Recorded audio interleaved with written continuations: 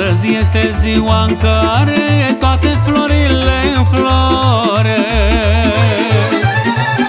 Pentru ziua mamei mele, Doamne, ce mult o iubesc, măi. Mamă, să fii sănătoasă, mă închin în fața ta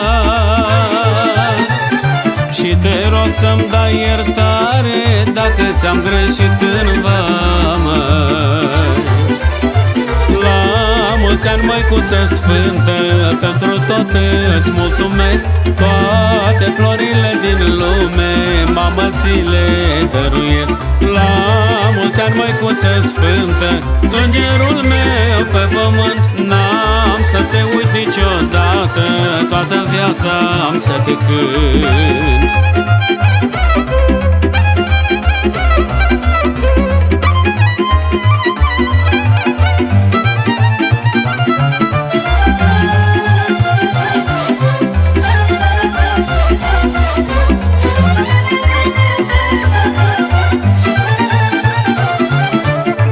Suflet bun plin de iubire, mă rog la sfinți pentru tine,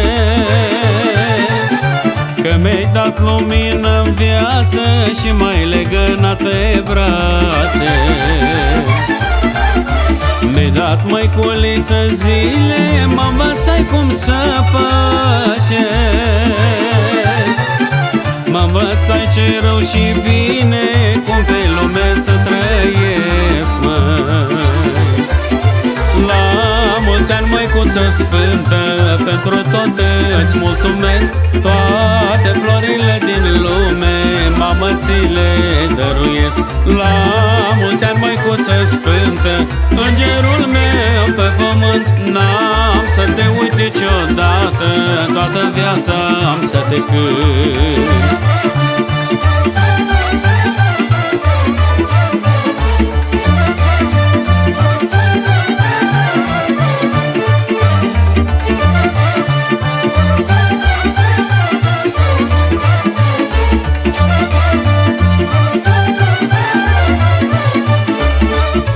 Azi, în dar de ziua ta, ți-aș da ani din viața mea.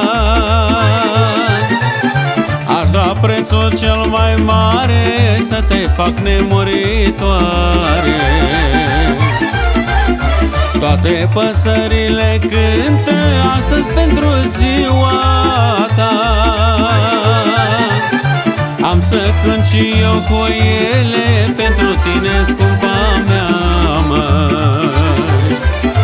La mulți ani, măicuță sfântă, pentru tot îți mulțumesc. Toate florile din lume, mamă, ți le dăruiesc. La mulți ani, măicuță sfântă, îngerul